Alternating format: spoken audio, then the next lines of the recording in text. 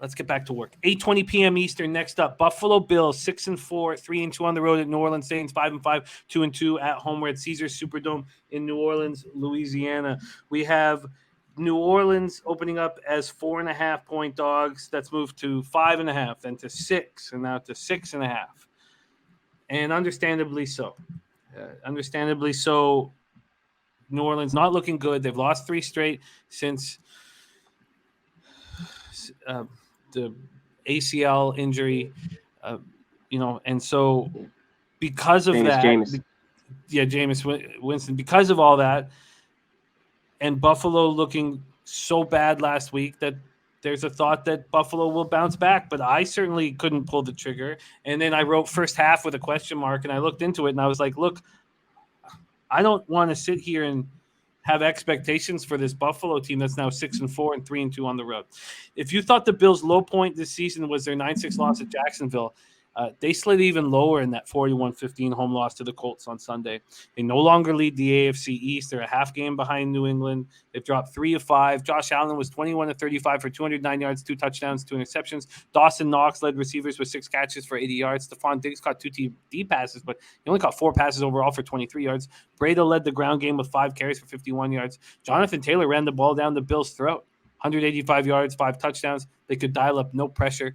Bills finished the game with 0 sacks and 2 quarterback hits. Defensive tackle star Lodalele, and offensive tackle Spencer Brown both missed the game with COVID. Cole Beasley dealing with a rib injury, expected to play. Saints coming off an ugly 40-29 loss at Philadelphia. It was 33-7 after 3 quarters. Third straight loss since Jameis Winston went down. Saints destroyed on the ground. Both teams were just destroyed on the ground. Eagles ran for 242 yards. Saints came in with the number 1 run defense in the league. Nuts. Simeon, 22 of 40 for 214 yards, 3 touchdowns, 2 interceptions. Without Kamara leading the offense, Mark Ingram stepped up with 16 carries for 88 yards. He did lose a fumble. Kamara listed as questionable. Traquan Smith caught 5 passes for 64 yards. Adam Troutman, shout out to Sharpie, who had the Adam Troutman prop. He caught 5 passes for 58 yards and a touchdown, then limps off the field in the fourth quarter. He's now going to miss 4 to 6 weeks with a sprained MCL. Davenport had 10 tackles, 1.5 sacks, and 4 quarterback hits. He's banged up. He's listed as questionable. They got 3 sacks and 8 quarterback hits. Teron Armstead and Ryan Ramczyk didn't play. They're listed as questionable. Offensive tackle Landon Young going to have season-ending foot surgery. Safety C.J. Gardner-Johnson has been placed on IR. When we go over to the cash flow here, 12,458 tickets in, 25% of the tickets, 51% of the cash on the Saints. All the market moving so fast towards the Bills, but the sharp action early is being on the Saints. 28% of the tickets, 76% of cash on the under. We go back to Babano to get us rolling. Take it away. Our final game on Thanksgiving Thursday, Bills Saints. So we've seen Buffalo in a spot like this just after the Jacksonville game, thoroughly disgusted with their play, and they should have been after that game against the Colts, just like they should have been after the Jacksonville loss, because there was every phase of the football game failed the Buffalo Bills. Offense was no good. Josh Allen under pressure, no run game, throwing passes into double coverage, forcing the ball, multiple turnovers. The defense could not stop the run the entire game against the Colts. Jonathan Taylor ran wild against that Bills defense the entire game. Special teams, Tyler Bass missing field goals, which is a rarity. Isaiah McKenzie fumbling a punt return or a kickoff return in that game, setting up the Colts for 1st and goal. I mean, it was everything for Buffalo, a complete debacle, all 3 phases of the game. And all the quotes, just like after the Jacksonville game, we're pissed off. We got to forget about it. We're better than this, and we'll be ready for the next game. And after that Jacksonville game, they said the same thing. What happened? They went out and they destroyed the New York Jets. Now, the Saints are better than the New York Jets, but you can make a case right now, based on the last couple weeks, since Jameis Winston suffered the season-ending injury, since Alvin Kamara has been out the last few weeks, and of course they've been without their number 1 receiver, Michael Thomas, all year. You can make a damn good case. This is a bottom 5 offense in the NFL right now. New Orleans Saints. No joke. No BS. This is a bottom 5 offense in the NFL right now. Trevor Siemian cannot play. He cannot be a number 1 quarterback in this league. We've seen it now 2 weeks in a row. Do not be fooled one bit by the final score against the Eagles on Sunday. All the points they put up were in absolute garbage time. In that game. The game was over. They had 7 points, going into the fourth quarter of that game. So Simeon's making mistakes. This offense is totally compromised. Running back hurt, Kamara, probably not going to play here. Ingram now banged up, and now you're going to be down maybe to your 3rd running back. Who's stepping up at receiver? Traquan Smith, Marquez Callaway are the guys you hope to rely on. They're inconsistent. Sometimes they make a big play. Sometimes they drop the ball. That's what you get. The O-line has got cluster injuries all over the place. Jimmy, you already mentioned it. The left tackle, Teron Armstead. The right tackle, Ryan Ramczyk. Both of those guys missed last week. Neither one likely to suit up. Ramczyk's definitely out. He didn't practice today. And even Armstead, very limited in practice today for the Saints. So there's a good chance they're without their 2 starting tackles again in this game against Buffalo. It's just an offense I flat out don't trust. And even the defense has suffered because of it, because they're out on the field a lot. I do think the Bills have a bounce back in them. We've seen it on display. They've shown the ability to bounce back off a loss. Now, do I love the prospect of laying 5? I'd lean Bills, but that's why I've got Buffalo in the second leg of this parlay for Thanksgiving with the Dallas Cowboys. So for me, I got it at minus 115 at Bet365, Dallas Cowboys and Buffalo Bills. Moneyline parlay. I do feel very good about both of those teams winning those games straight up. Again, I'm not a big parlay better in the NFL, Jimmy, but to me, this made sense. 2 teams that I think win the football game, even though I'm not in love with laying the points with either one, but I do think the Bills bounce back. I think the Saints are in the world of hurt, and I'm hearing Sean Payton say the same crap every week. We got to play better. We got to coach better. Heard it already a few weeks in a row. Nothing has changed for this New Orleans team. It's a bad offense, and I'm not backing a bad offense right now. Interesting. Leonard Welch says Saints have packed it in, fellas. Sean Payton understands this is a lost season.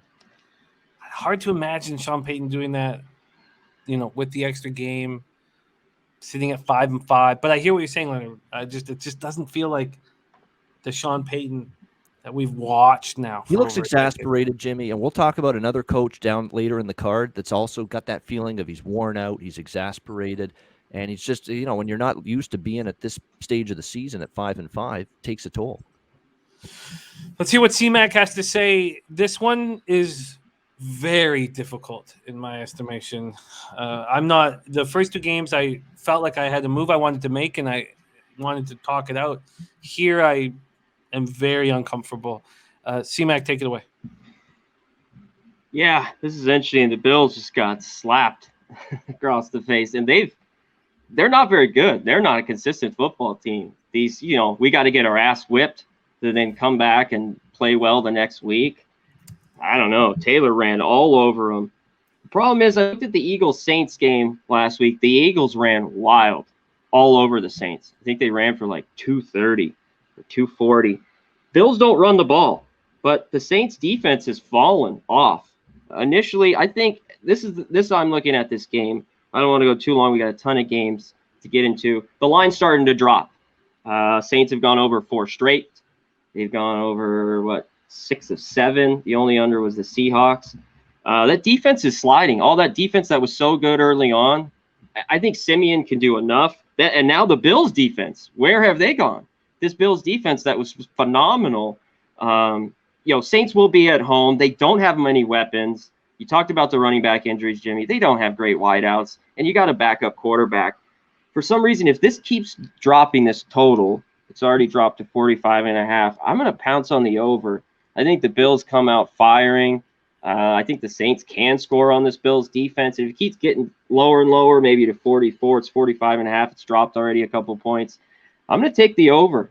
I don't trust the Saints defense. I don't know where it's gone. The Bills defense, obviously there's going to be emphasis on the defense from both these squads, in practice, but 3 days, short here, Thursday night. I'm looking at the over. I lean the Bills. I'm not going to lay this on the road. This got me burned too much in the NFL betting over the years. There's just no way.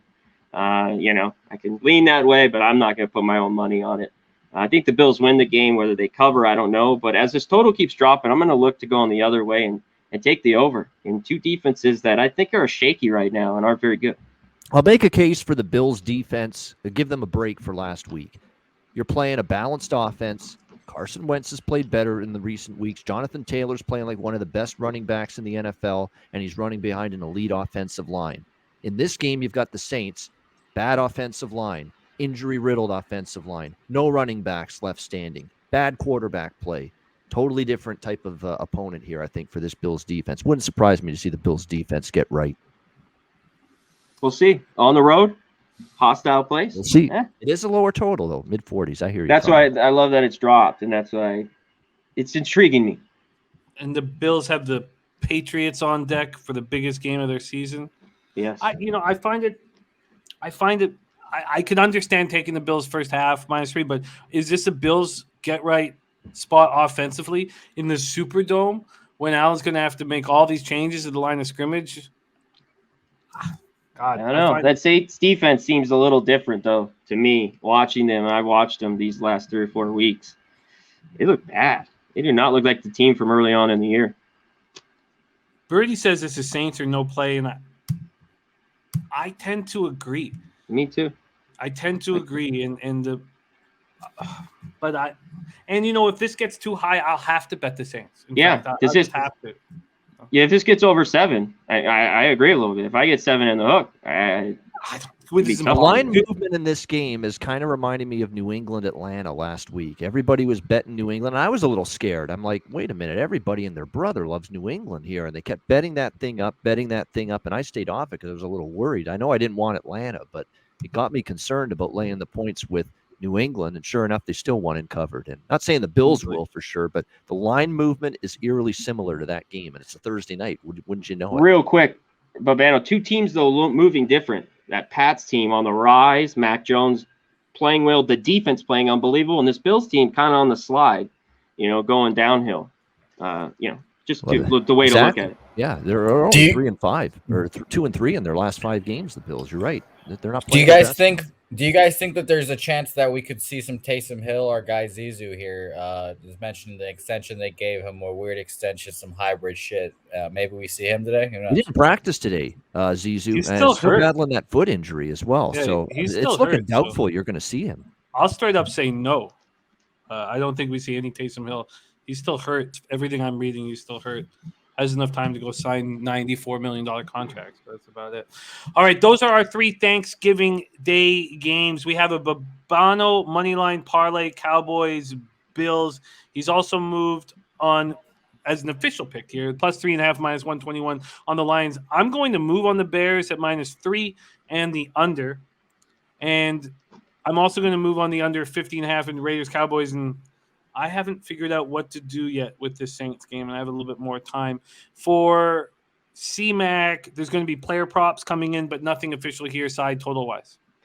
No, in this game, that total, I'm going to wait. I think it keeps going down a little bit. Why? And then on the side, why touch it either if this gets over 7? By the way, Jimmy, I know you have, but I see 51s, in this Raider, a few spots like Caesars, some of these books.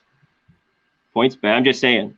Wow. There's a few 51s out there. I see some 51s on a couple offshores that are dicey. Okay. But on the main ones. Yeah. But you're right. Pinnacle has that 50.5 juiced, so there's no reason why 51 wouldn't show up. So very, very wonderful. Love capping with you guys. Those are the Thursday night Thanksgiving Day games. We move on to Sunday.